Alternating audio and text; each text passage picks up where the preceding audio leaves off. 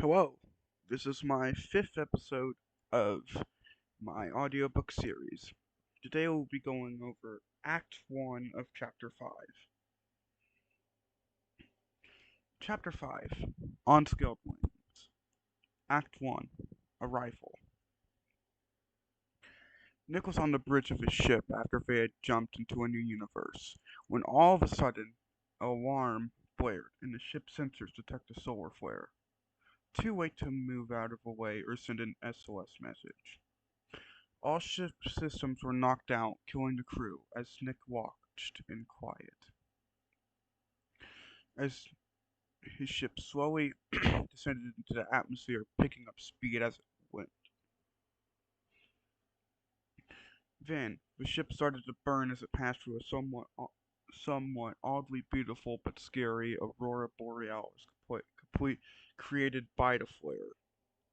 Then, his ship crashed into the middle of a desert in North America. Then Nick grabbed some weapons and the only working emergency transponder on the ship, then went to find a town or city to live in. Before long, he found a city that was still struggling to manage in this wasteland and moved in. 5 years later. It had been 5 years since the solar flare hit Earth in Nick's ship, and the people of the city had just found a strange structure. And when Nick went to see it, he realized what universe he was in and decided to once he could get himself in the role of ambassador of humanity, once they had sent Reza, this universe's antagonist, through the portal, he submitted his application and waited. And while waiting, Nick made a depressing realization. It had been 2,100 years since he had been to his home universe, so it was likely there was nothing for him to go back to. Everyone he knew and, and everything he knew as his home was gone. And when Nick learned he and another person named Ushio would be going to the Dragon's World as ambassadors, Nick decided he wouldn't do this for humanity, but for the dragons, because he knew what would happen, and Nick was determined to make this new world his home. The night came, and it was time for Nick and Ushio to go through the portal, and for the past few hours Nick was preparing himself for the hard journey ahead of him, because he knew if he failed, he would lose his only chance of having a home. And when Nick stepped up to the portal, he took the photo of him and his parents out of his pocket and weighed it neatly against the portal and said goodbye to it and thought to himself, "It's okay, Nick. You need to let go of what used to be and focus on the future." Then he walked over to the center of the portal and gave the operator the go-ahead to send him. Within an instant, he felt his body be, be dematerialized as him and Ushio were sent through. While traversing, they saw images of events and space race by them, then blackness, and then they rematerialized.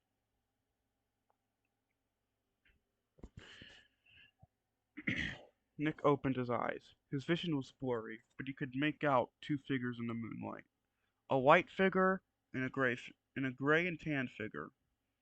And when he regained focus, he realized it was not only Remy. Standing next to Remy was Maverick, a character he knew he would meet, but didn't expect this soon.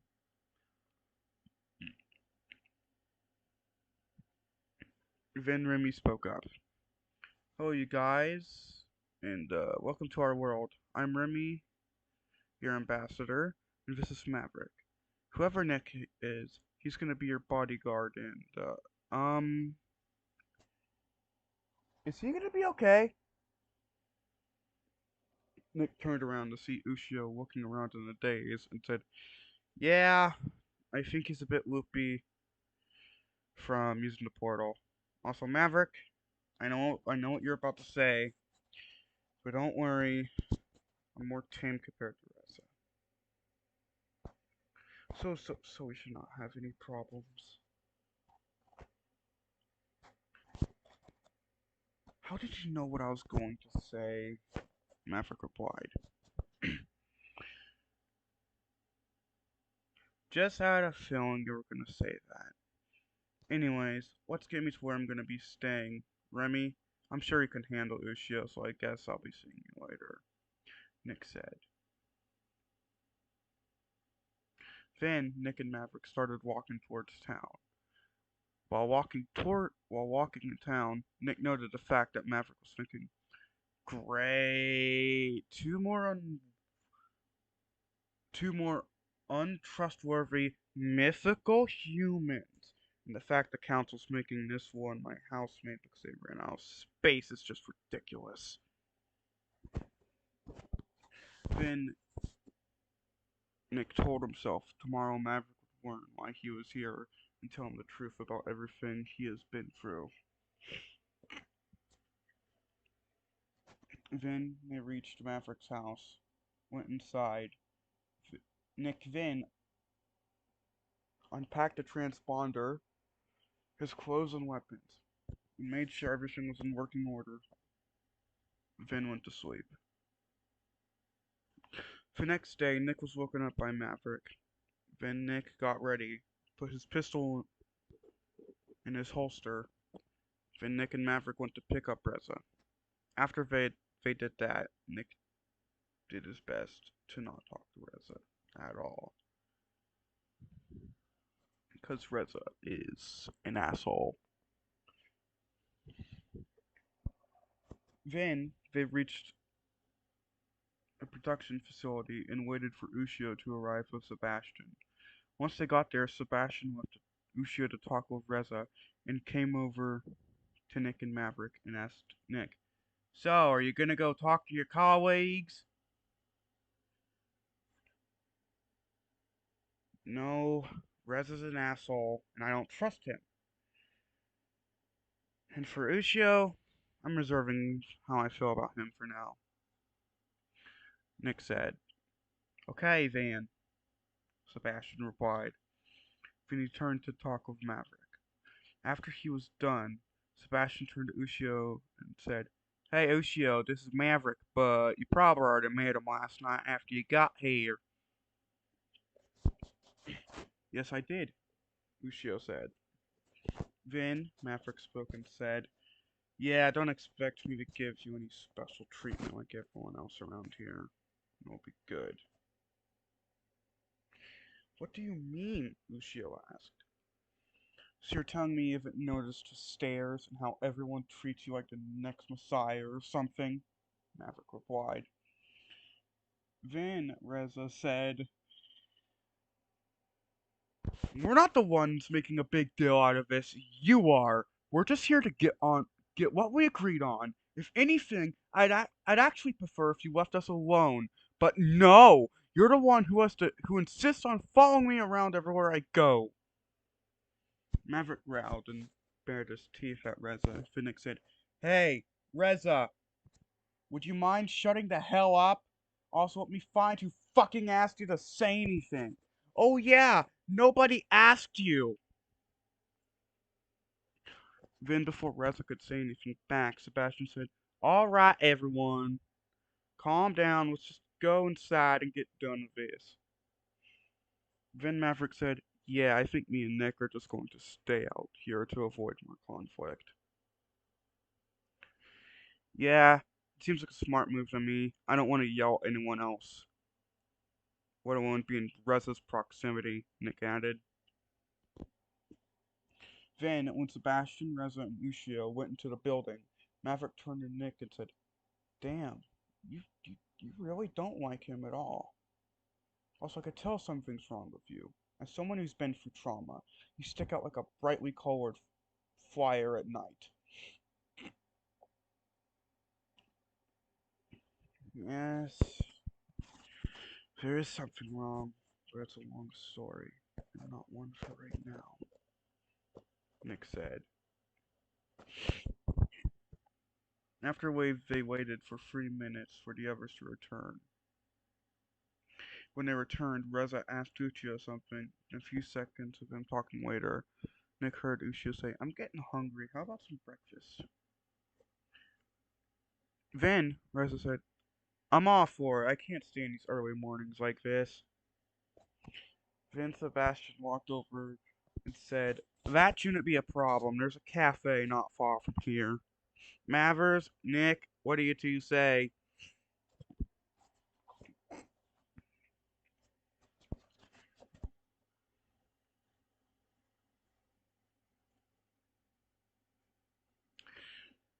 I wouldn't mind grabbing a bite myself.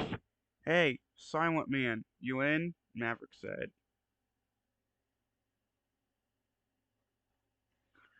Yes, I could get some food. Also, I'd like to go talk with the Minister of Culture and Arts afterwards. There's something I'd like to discuss, Nick said. Once they got to the cafe, Reza prompted the two dragons to get their own table on the other side of the restaurant and offered Nick to sit down with him. Nick declined and found an empty table in the center of the room. But after a minute of waiting, Sebastian walked over and said, hey, Nick, come sit over here with us if you'd like. You know what? I will, because I might as well try and get to know everyone I can, since I feel like I might be here for a while. Then Nick got up and walked to their table while thinking, well, I will be here for a while, as in possibly the rest of my internal life, so I'm not wrong. Then Nick sat down at the table. You could hear Reza say something.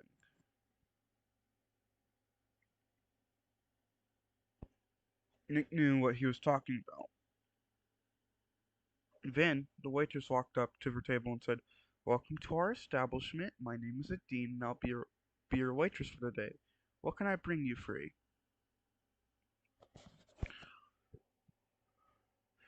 After the two dragons ordered, it was Nick's turn to order. But before he said anything, he told himself, look, Nick, I know you haven't done this in a while, but think of it like you're giving a speech. Then he spoke in a confident voice. I'll have today's special and some water. Then Adine had everything. Then after Adine had everything in order, she went to take Ushio and Reza's orders. While waiting for their food, Nick decided he would take a look at some notes he took on his focus before coming here. These notes consisted of reminders of events that would happen and things he would need to tell specific people. When all of a sudden he heard Maverick, who was sitting across from him, say, so, Nick, what are you doing moving your hands around in the air like that? Nick quickly snapped back into reality and said, oh, you mean my focus? I have another one if you'd like to see how it works. I forgot only people of one could see what's going on. Nick grabbed his bag and he had brought with him and grabbed another small triangle your device from within and put it on the right side of Maverick's head. When it activated, he saw Maverick's expression go from confusion to a face of interest as a holographic display booted up. Jeez, how advanced are you guys? And why were we not told about this earlier? Maverick asked. I'll explain in due time, just get your bearings of it. Also, it can be used for communication, but let's not try that right now. Nick was interrupted by Maverick saying, shh, Reza's saying something. Then Nick turned to look at the other human's table to see that Ushio had glanced in his gaze in their direction, then looked away. A few minutes later, Adina returned with their food, then went to get Reza and Ushio's food. Nick tried the special that appeared to be some form of fish, but he already knew what it was, considering how many times he had played Angels with Scaly Wings, and he knew to the main character that it was bad, but Nick wanted to see for himself. To Nick's surprise, he liked it. Then that's when Sebastian asked, so, what do you think of what you ordered? Either it's good, Well, my taste buds are dead, but I'm gonna go with conclusion one on this one. It looks like those two over there, yeah, they didn't like it, Nick said, referring to the other two humans. Well, I'm surprised you did. That's usually an acquired taste, but hey, I know nothing about you humans, Sebastian said.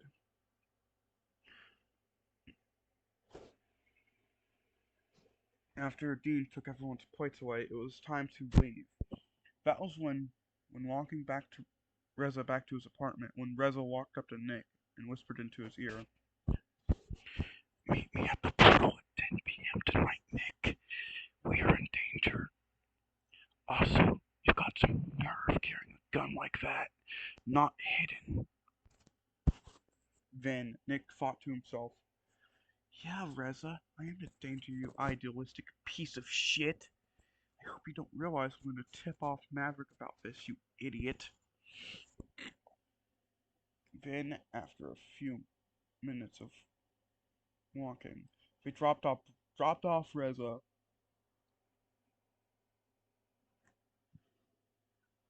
Then, while walking to the ministry in the Southern Political District in Tattoo Park, Nick turned to Maverick and said, "So, about Reza, I think he's planning something.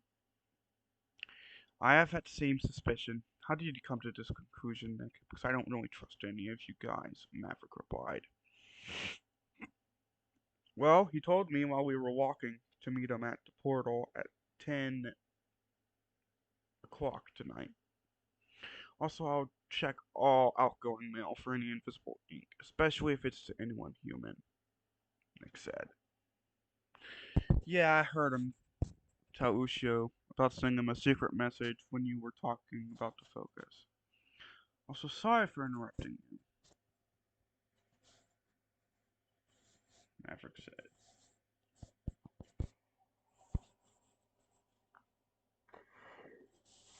"Hey, you're just doing your job. In situations like this, intel is necessary to proceed with certain things, and could mean life or death in others. Anyways, it looks like we're at our destination, I believe." They had arrived at a tall office-looking building, and went inside. Then told them of their business there. Soon they were led down a hallway to a door with a sign that said Minister of Culture and Arts. Then a dragon waiting them knocked on the door and said, "Emra, you have visitors." Then from inside, a female voice replied, "Come in." When they entered, they were met by a green earth dragon and Remy. Then Emrys, the green dragon, said,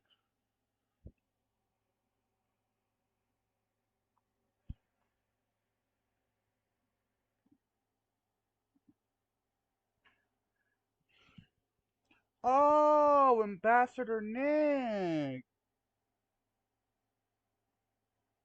It's wonderful to see you. It's wonderful you decided to come and see me.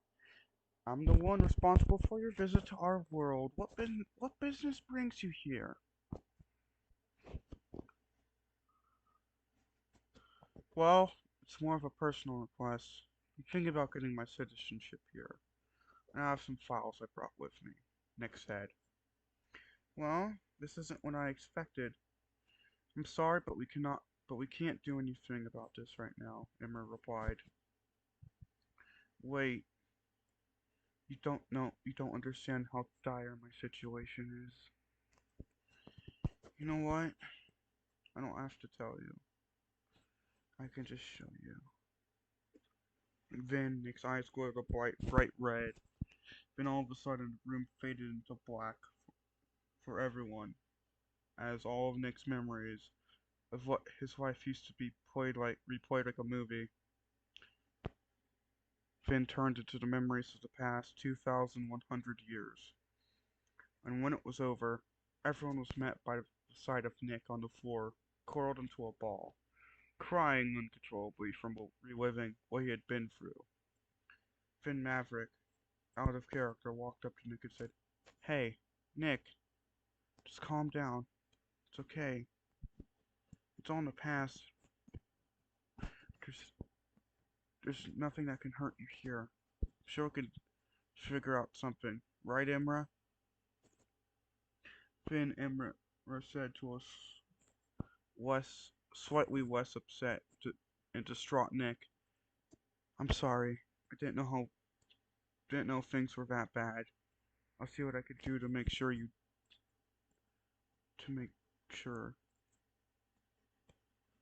to drop by whenever you can, and after the ambassador mission ends, you can become a citizen.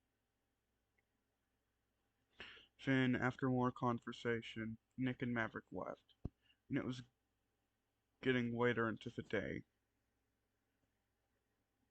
And on the way back to Maverick's house, Maverick told Nick about how if he got accepted as a citizen, his talent could be used at the police department.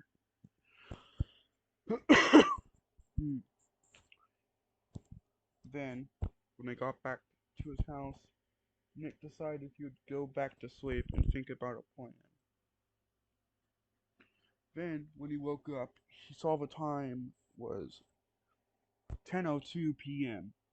and Nick knew the chaos of the next 2 weeks had started. Then, out of the corner of his eye, he saw a masked human figure in a brown cloak approach him on the couch. Nick knew who this was, so then Nick asked, "What do you want, Izumi or Ushio from another timeline? Also, I hope you know whose house you've broken into. Confront me." "Funny that you know my name, but you've never seen me before. I am indeed Izumi, and I am fully aware of whose house I've broken into, Nicholas," the person said. "How do you know my name? Also, take off that mask and hood. You don't need it right now," Nick said. "You really shouldn't keep personal info in your bag like that. Also, I have the same question. For a min for an ambassador mission, you brought way more firepower than necessary," Izumi said. After more conversation, Nick filled in Izumi on what his mission was and what he knew about what was going on. Then, while they were talking, Nick got a call over his focus from Maverick. "Let me guess, he shot you," Nick said when he answered. "Nick, why do you always know what I'm going to say?" Maverick asked in a pained voice. "Because I'm psychic. Now, I'm going to call the police, and they will be there on the way to the portal soon. Just put pressure on the wounds or graze or whatever is wrong up there until help is there. Do you understand me?" Nick said. Nick replied. "Yes," Maverick said. Then Maverick disconnected to allow Nick to call the police. Izumi, when Nick was done, Izumi turned to leave. Then Nick stopped her and said, while handing her focus, "Here, Izumi, should I say, administrator, take this. It will help you if you need to contact me or need to use some of my equipment here. There should be files on how to use some of the stuff." "Thanks," Izumi said. Then she left. When Maverick got back to his home, he found Nick tinkering with a large yellow and black cylindrical object with a red eye of new mortar on it, and said, "Nick, I'm back. What the fuck are you doing now?"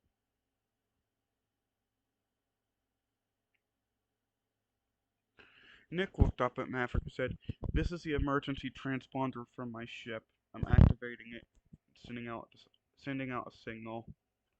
Then a button flashed red, and Nick pressed it and began to speak. "Attention to all who receive this message. This is Nicholas McCone of the new Midorian vessel Maverick. If you're hearing this, you probably know that I've disappeared again. My ship was hit by a massive solar flare, causing my ship to lose all power. Then I found myself in the city. And 5 years later to now, I managed to get myself on an ambassador mission to a world full of dragons. Only yesterday, last night, did I arrive in their world, and now one of my so-called colleagues have gone rogue. I will need all ships with super lasers here in 2 weeks or less. This is your leader signing off. Then a robotic voice said, "End of recording. Sending distress signal. Please wait for a response." Then Maverick said, "So, you really aren't from the humans' world, or at least this universe. No wonder why you have all this advanced technology while Ushio and Reza have literally nothing. Also, why when I scan your gun with my focus, it says experimental?"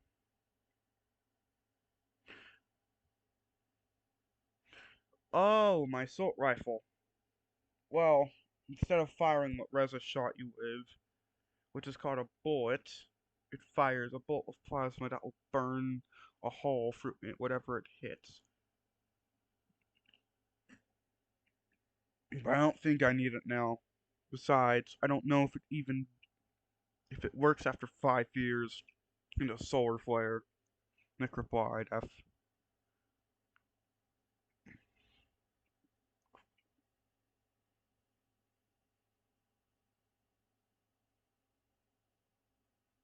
After a few minutes of back and forth talking about what happened that day, Nick decided it was time for him to go to sleep.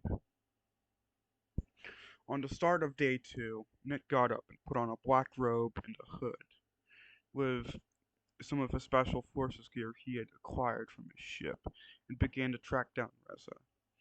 When following what he believed to be Reza's route through the town and forest, he saw Ushio and a brown earth dragon with a police badge walking to somewhere, and began to shadow them.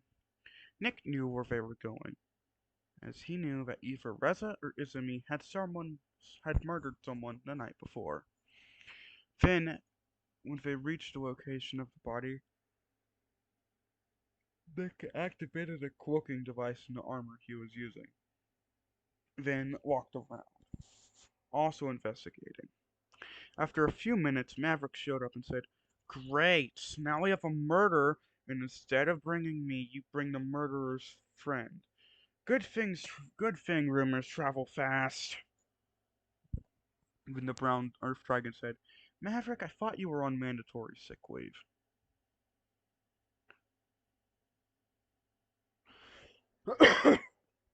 "Yeah, but I'm gonna do my own investigation of this. Also, has anyone seen Nick? I woke up and cannot find him." In the middle of the sentence, Nick uncloaked next to Maverick and said, "Did somebody say my name?" Then everyone looked at Nick, and then Maverick said, "Damn, don't just fucking appear out of the blue like that. How do you even get there? Can you also teleport?" Then Ushio said, "Nick, what the fuck? How do you have a cloaking device? That's not even something we had back home. Where did you even find that?" Then Nick looked at Ushio and said, "That doesn't matter. What does matter is that we need to before find Reza before he does this again." Then Maverick said, "Oh yeah, I forgot. Nick, this is Bryce. Do you remember what I said yesterday about what you could do if you get accepted?" "Yes, I do," Nick replied.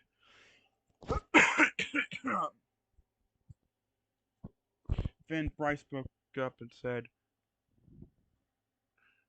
"What are you guys talking about?" "It'll make more sense later, Bryce. Hey, it was nice to meet you, but it sucks it had to be like this," Nick said. After a few more seconds of talking, Maverick left. Nick continued to hunt for Reza for two more days, when during the evening on day 4, he found a note near his stuff saying, "Meet me at the bar near Tattoo Park at 7 o'clock p.m. We need to discuss findings." Nick thought to himself, either this is Maverick or Izumi has lost it. But I guess I'll just have to go and see what this is about. Besides, I don't want to spend my whole time here running back and forth looking for some idiot with nothing but a knife and a gun. Fiddle that I will see on the last night of the summer festival coming up in a week or so.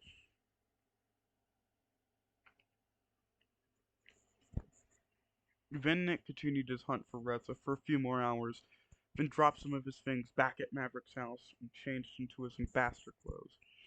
Then Nick decided he would run across the roofs of buildings to get there to avoid the majority of people on the streets. Because since he was human, everyone would probably crowd him to ask questions. Nick had arrived at the bar and he checked the time. It was 6:47, no, 6:45 p.m. And when inside, he saw Bryce and Lucio already at a table, and Nick said to himself, "So, you're trying to see if you can make progress with saving humanity and the dragons. We're seeing how things go if you're dating Bryce this time, Lucio. Now, things will be a lot more complicated, but I accounted for this situation. I hope you know what you're doing as well, to avoid more death than necessary."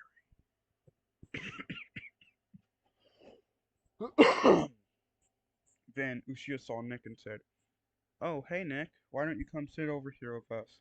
You know I haven't really gotten to know about you yet.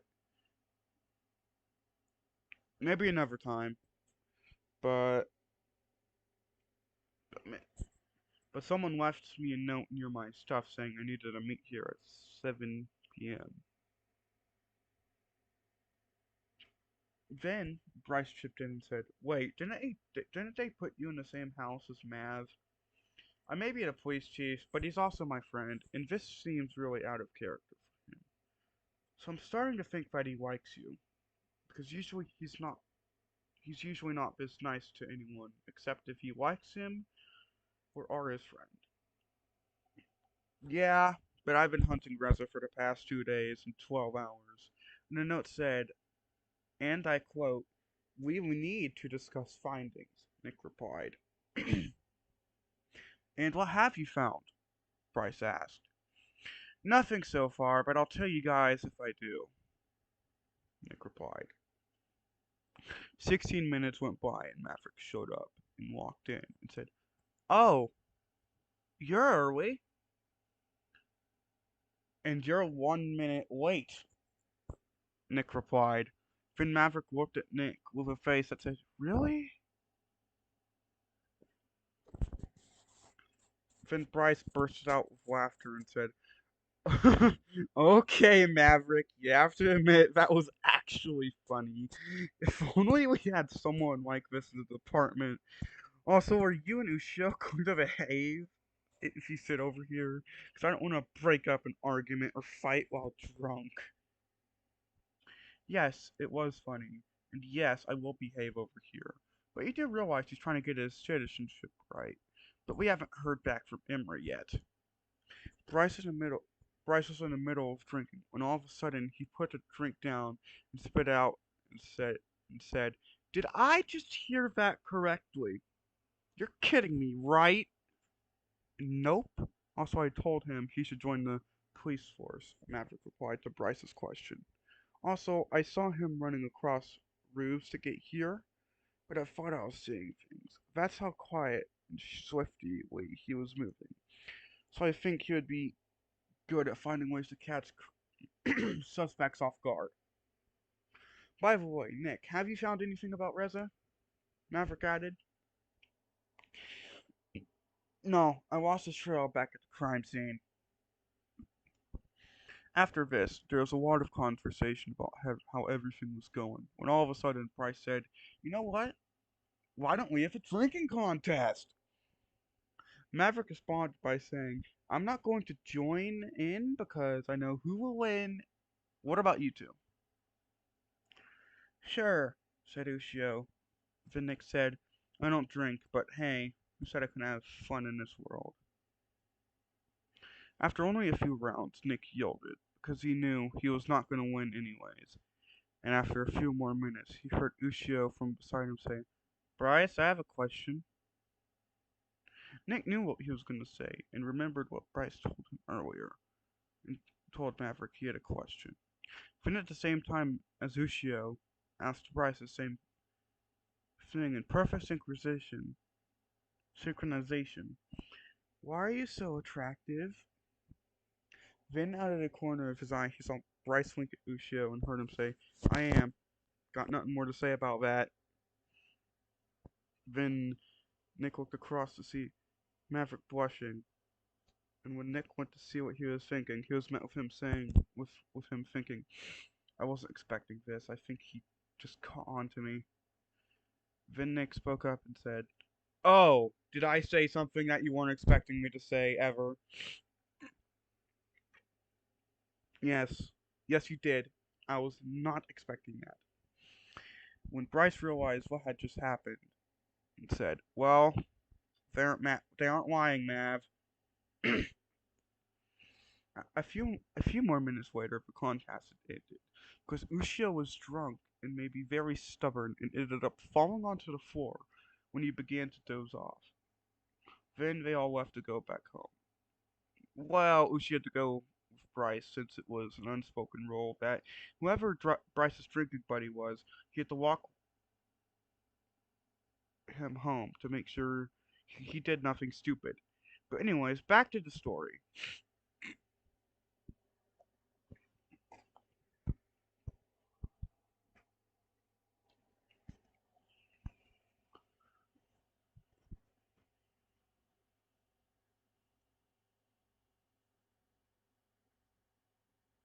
While walking back to Maverick's house in his slight drunkenness, Nick's mind began to wander back to the past, and he began to get upset and sad again. And once they got to his door, Maverick stopped Nick and asked him, "Hey, are you okay? You don't look so happy anymore. What's wrong?" "Nothing's wrong," Nick replied. "Nick, don't try to hide it. You can tell me." "Just let it off your chest," Maverick said while they walked through the doorway. "You know what? You're right. Do you know what it's like to lose everything? To have people say they care when they really don't? You see, the thing I failed to mention at the ministry the other day is that my world is gone. Everyone I know, everything I knew, now probably nothing but ash and dust and a barren wasteland. And there's nothing I could do." Tears began to fall from Nick's eyes as he began to say, "I just want everything to go back to how it was. Do you know what I have to live with on a daily basis? The people that have died because of me? The suffering I've gone through? All the pain of knowing what it's like to have a home, then remembering that your home is gone forever? You know, I still remember what my parents said to me before they died. We'll be home soon, they said.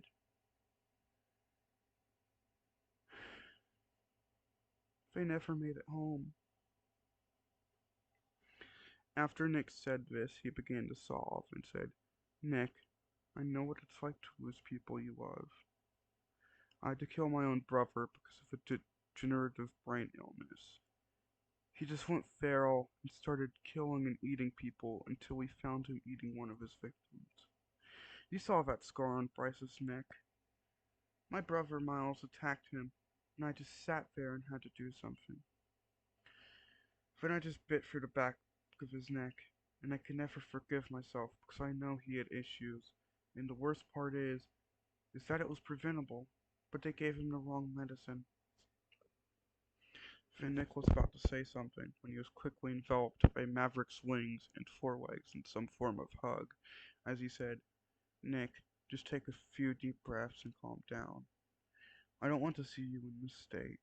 And if you think I'm like everyone else who doesn't care, you're wrong. I care because behind all the sadness and anger, I see someone who just wants peace."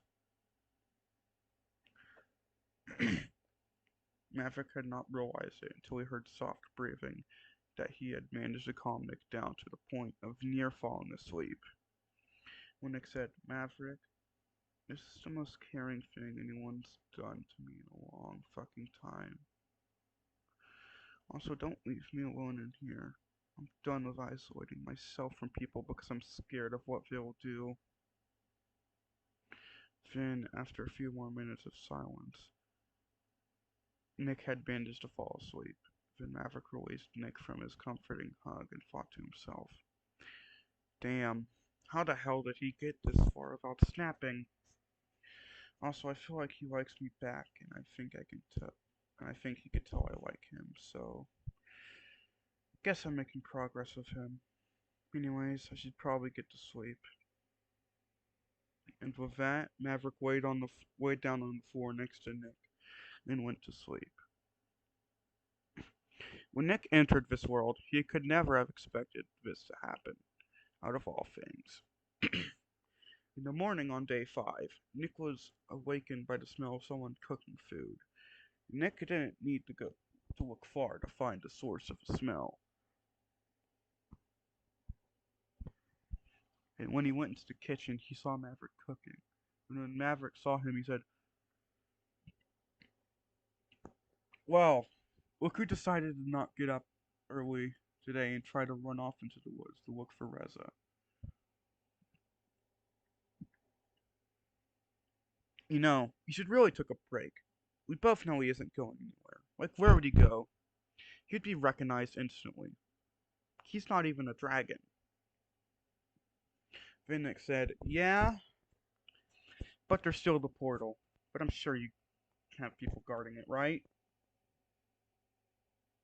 Right? After breakfast, Nick decided he would go to the store considering he had been there for 5 days. And his and Maverick's supplies were running low. And when they got there, they were met by the waiter from the bar the evening before when they entered the store. Hey Maverick, oh, you've brought your friend along. Hey Zong, are you ready for the yearly barbecue in a few days? Maverick said. Yes, and this time I don't have the flu, Zong replied. Nick knew what they were talking about, but decided to ask anyways. What are you guys talking about? Vin Maverick said, oh yeah, I forgot you don't know about that. Well, Nick, every year me and Zong and the other people from the department go to the beach and we have a barbecue. And last year, Zong lit the fire and he had the flu. Either that or he went overboard with the cheese stuff, but I didn't notice the difference. Vin Zong interrupted, saying, Nick, one year he got a swab of sandstone stuck in his food and didn't realize. And then he ate it. Yeah, but that was with Bryce's cooking, so I couldn't tell either way, Maverick said. Then, after more back and forth conversation, Nick and Maverick were finally going down each aisle. When they got to the bread aisle, Nick stopped for a second to process what he had just read and thought out loud. Excuse me, what the fuck did I just read? Then Maverick turned to see Nick holding a bag of watermelon bread and said, oh, I haven't tried that yet, but I think we should get it since now I'm wondering what it tastes like. After a few minutes later, after they had checked out, Nick remembered something he was going to ask Maverick. Hey, Maverick, I forgot to ask you something on my first day. Well, ask me, Maverick replied. What year is it here? Nick asked. 1761. Why do you need to know this? Maverick asked back. I was just wondering, Nick said.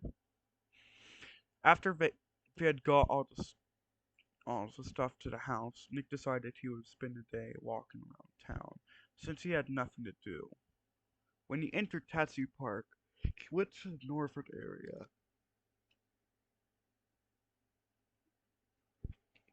to an area with pink flower blossom, beautiful trees with pink flower blossoms. He found an area with some benches on the ground. benches, and on the ground rose a hatch. Vinnick remembered this hatch was connected to the underground facility underneath the portal, but he had forgotten how to open it, so he left and went to the political district. When on a bench, he saw Emra sitting, and he went over to say hello. Hey Emra, how's your day been so far? Vin Emra said, Oh, hey Nick, I see you decided to take a stroll. To be honest, I don't blame you. It is a beautiful day out. Oh, I have some news for you. Oh, what is it? Nick replied. Your papers will be ready for you to sign in a few days. Don't worry, we'll contact you to come here. Phoenix said, Okay, I guess I'll see you then. Have a good rest of your day. Vinnick got up and left. For the next 2 days, Nick continued his hunt for Reza. One, the first day, he picked up when on the first day he picked up Reza's trail, and on the second night there was a thunderstorm, and Nick was hot on Reza's trail. When all of a sudden he heard a twig snap, and not far from him he saw a pair of red eyes staring him down. Then he called Maverick and quietly said, Hey, what are you doing currently? I have eyes on who I think is Reza, Maverick replied. Finnick said, Well, what are you waiting for? Fucking pounce on him when he turns his back. Then, all of a sudden, the red eyes rushed at Nick, and Nick said, Wait a minute, Maverick, that's me, you've tracked me down!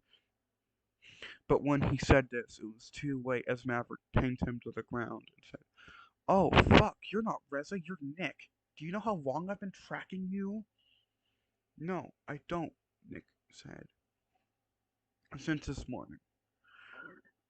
Also, yesterday Reza murdered someone else, and I asked Ushio a few questions, but got nowhere. But god damn, your nickname should be Phantom with a Forest or some shit. Do you know how hard it was for me to keep up with you? Where the hell did you learn to do this shit in this type of terrain? Vinnick replied to Maverick's question by saying, Well, when you have to go fight in Vietnam for a decade, you tell me. Oh wait, you can't because that happened of humans in the universe I was in last. Nick decided to let Nick continue his hunt and go home.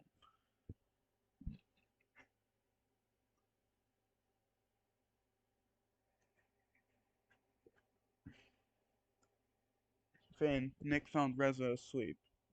Then Nick utilized a trick the U.S. did during Vietnam War and switched all but one bullet currently in the gun with in Reza's gun with rounds that would ruin Reza's plans when the time came. Then Then Nick realized Reza was about to murder someone at the production facility. Then he went to the portal and broke a part that could be easily fixed with said part. But the portal was inoperable. Then Nick hid somewhere near the ministry building, went to sleep. The next day, Nick was awoken by Maverick calling him to tell him he was required at the ministry. Then Nick activated the cloaking device, and deactivated as Maverick walked up and said, It might be a minute. Okay, Phantom with a Forest, just keep appearing out of thin air like that. You're gonna give us a heart attack. Also, I knew you were there. Air does not move or shimmer like that. Then, from the direction of the portal, came Sebastian and Ushio, and Remy said, Who was there? Said, Ushio and an officer. What is this about, Imra? That was what I that is what I'd like to know. Please, officer, why has my order not been carried out? Then Sebastian said, The portal's broken. Then Bryce said, It's broken?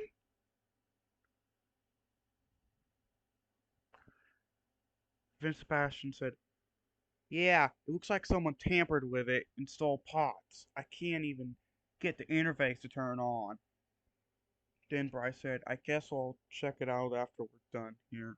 Then Emma said, I guess you shall stay with us for a little longer. After Imra told Bryce that he was now to be her bodyguard and that he would report to her after he investigated the portal, Lucio, Sebastian, and Bryce went to the portal. Imra told Nick to follow her. When they reached her office, Nick was told that his papers were ready. While it was a relief, it was clear that they weren't made of travelers from other worlds, let alone universes, when all of a sudden, Lucio walked in and said, "Hey, I think you dropped this," then left. After 30 minutes of paperwork, and Nick was given a large amount of money for a fresh start in this world, Nick went back outside and said to Maverick, "Hey, guess what?" "What?" Maverick asked. "I never thought I'd say this, but I'm home now," Nick replied. "So, I'm assuming you got your citizenship. Am I correct?" "Yes," Nick said. Then afterwards, Nick went to go check if he had gotten a response from the transmitter and found nothing. Then he got an incoming call from Izumi and answered. "Yes, Izumi?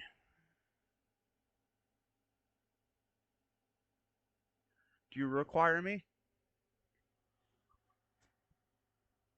"No, but how did you know Reza was going to try to escape tonight? 'Cause I just saw what you did to the portal. And let me say, you're good at improvising. Even though Maverick was supposed to break the portal, he was tracking you on accident, so he couldn't. Then you realized this after you remembered how things went in our universe, and you broke it yourself. Are you sure you haven't been through this before?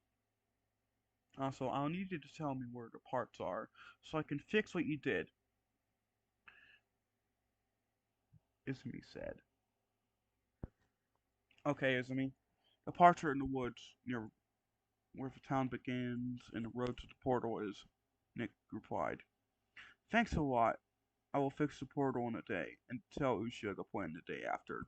Then she hung up. That night, off in the distance, Nick heard multiple gunshots. Then they suddenly stopped. Then he saw a gray figure run after something near the portal. The next day, there was another murder victim, but this time Reza had stolen eggs from the hatchery, and Bryce and Sebastian and Ushio were at the police station, when all of a sudden, Maverick bursted in and, and told them where he found Reza was. He found where Reza was.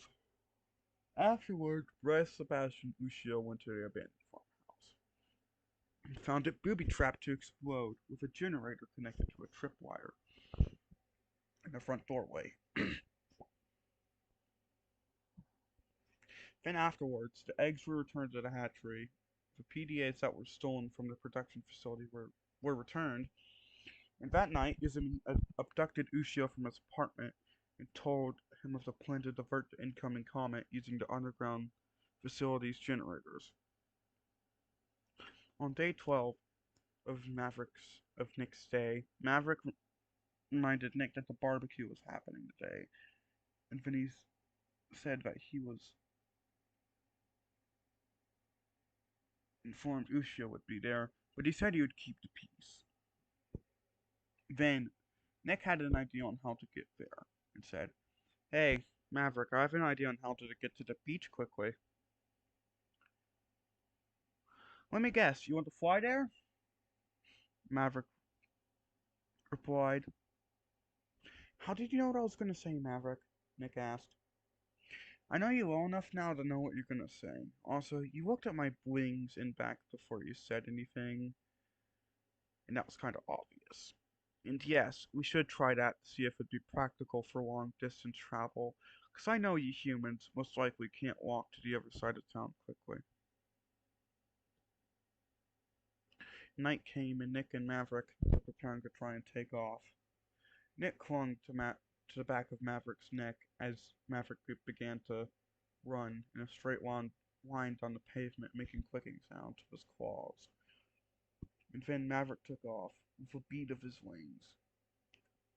Nick was excited but scared at the fact that he was literally riding a dragon, and also remembered that there was nothing separating him from the elements or the ground. Nick looked around, and saw the town from a bird's eye view, and it gave him a great sense of scale. That is not a pun. I said stop thinking about it. It is not a pun. He looked up and saw the moon and the stars when he noticed a bright object moving quickly. Then, near the moon, he saw what he thought was a comet due to the fact that each night it was in a different place.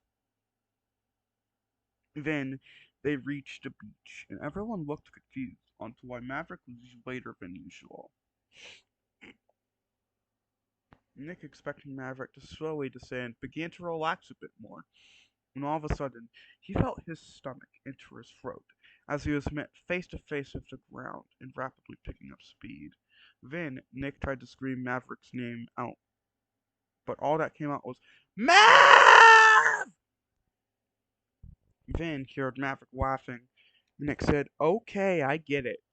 That was actually kind of fun. But next time, tell me before you do something like that so I don't make whatever that sound was." Then Maverick said as they were landing, "Nick, I hope you know how cute you are when you're scared, because it's actually funny. You should have seen the look on your face." "Well, I should have known you would try to flirt with me. After all, Bryce told me that you might like me, and now I see that his assumption is correct, and I think we would qualify as a couple now." Then Maverick went silent and whispered to Nick as they approached a group consisting of Zong, Bryce, Ushio, and Sebastian. "Yeah? So what? Nobody would care if they found out we were together?" "So you're admitting we're dating now," Nick said. "No. You know what? Fine. You got me. I guess I am," Maverick said.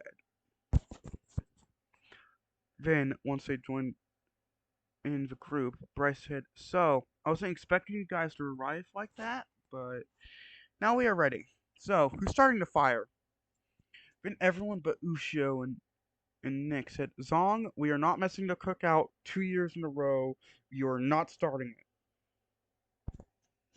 For a few minutes, they were debating who should start it when Nick whispered into Maverick's ear, "Let's make Ushio do it. It will be funny." Then Maverick spoke up and said, Nick and me have made the decision. Ushio, you do it." Then everyone agreed. Then Ushio looked at them and said, "I don't mean to disappoint you guys, but do you have any matches, Nick?" Then a few seconds passed and everyone but Maverick laughed. Then Ushio said, "Okay, guys, I get it. Joke's on me." Then Bryce said, "No, really, who's starting it?" "I'll do it," said Sebastian.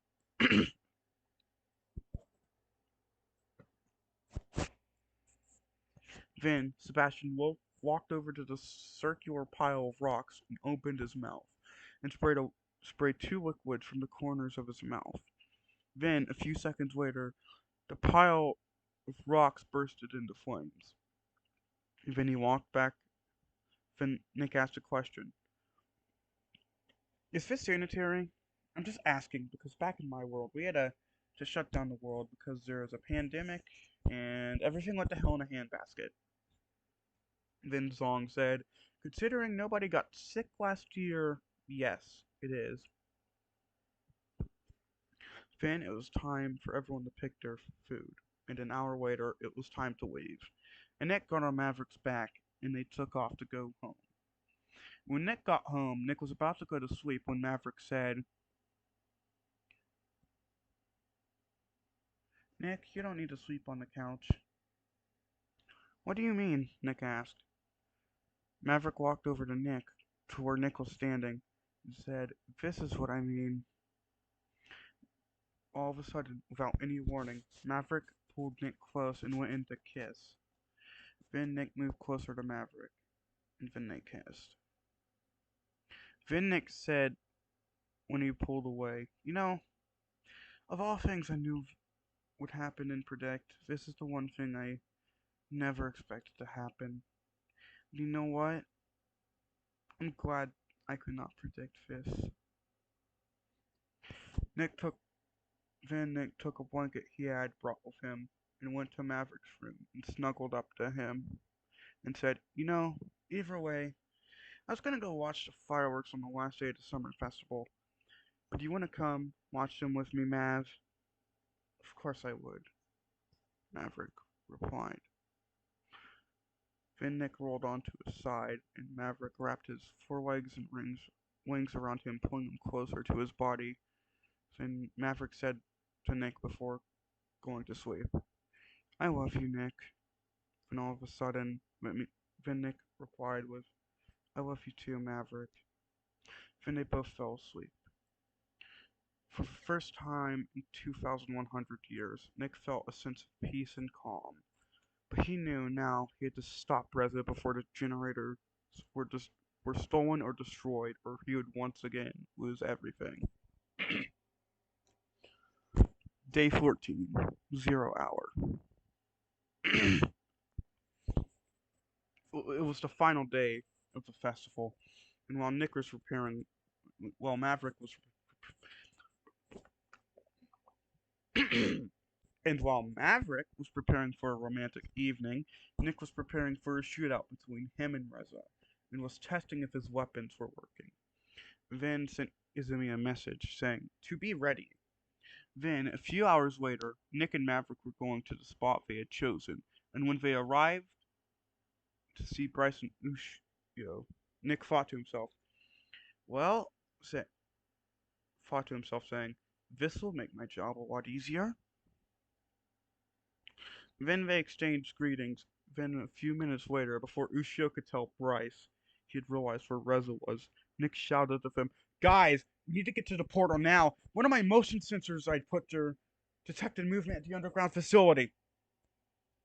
Then they all scrambled to the portal, where they found no trace of Sebastian, and a briefcase full of eggs lying against the portal. Then Nick thought to himself, good call on telling Sebastian to abandon his post to Ushio, or he would be dead right now. Then Nick devised a plan and told Bryce to hide in the bushes and Maverick to hide in the sky.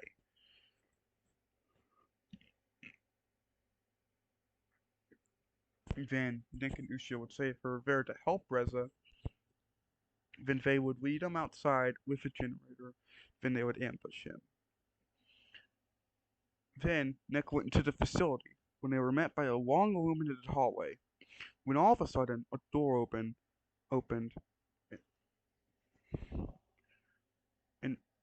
and Reza sat. Mm, when all of a sudden a door opened and Reza stepped out and put down a large cardboard box and said, "Oh, Nick, Ushio, it's good to see you. I've been trying to reach you, but I couldn't with someone telling you guys the whole time. Let's get out of here." Then Nick and Ushio said, "Yes, we need to leave before anyone catches on that we're missing." Then they made their way outside, but when they got outside, they were not prepared for what they would see. When they stepped outside, they saw two large starships and a few smaller ones hovering in the distance. When Nick realized Nick realized it was the reinforcements he had sent for 2 weeks ago. Then he saw multiple dropships flying to his location. When crashing. Why did I say crash?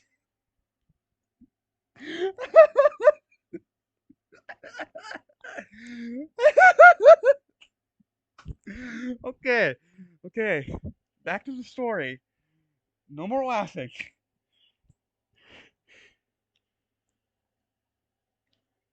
Then he saw multiple dropships flying to his location. Then one of the dropships got hit in the engine by a firework. Then he saw it veer off course and crash in the middle of Tattoo Park. Then Nick pulled out a flare gun and shot it up in the air, illuminating the area in a harsh crimson red.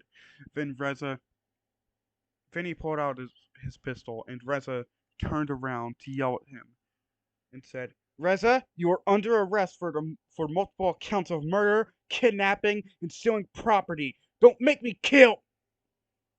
Then, without warning, Nick Sharp felt a sharp pain in his chest as he heard a single gunshot.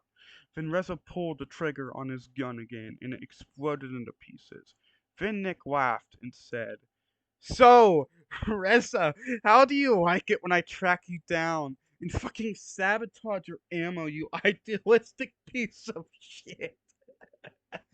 I was going to let you live, but no, you have to try and take my home from me, you son of a bitch." Then Nick lit up Reza, and Reza fell to the floor, s- slowly dying from being shot 5 times in the chest. Then Nick walked up and said, "You should have surrendered. But hey, don't be upset. Your city is still going to be saved." Then Nick looked up at Reza. Then Reza looked at Nick dead in the eye, and said, "Go fuck yourself, Nick, you treasonous bastard." Then he went limp. Nick checked his pulse, and he was dead. Then all of a sudden, Nick felt all of his strength leave him as he fell to the ground, and the world went black. When Nick awoke, he was in a hospital bed, and he got up and walked to the window. Then Nick froze in fear as he saw the one thing he tried to prevent off in the distance. He saw a wall of fire and debris flying towards him. He could only watch as it swept through building after building. Then it reached him and he closed his eyes. Okay, everyone, that was Act 1 of Chapter 5. Act 2 will be released soon. Zaijian, goodbye. See y'all next time. And please don't nuke this YouTube.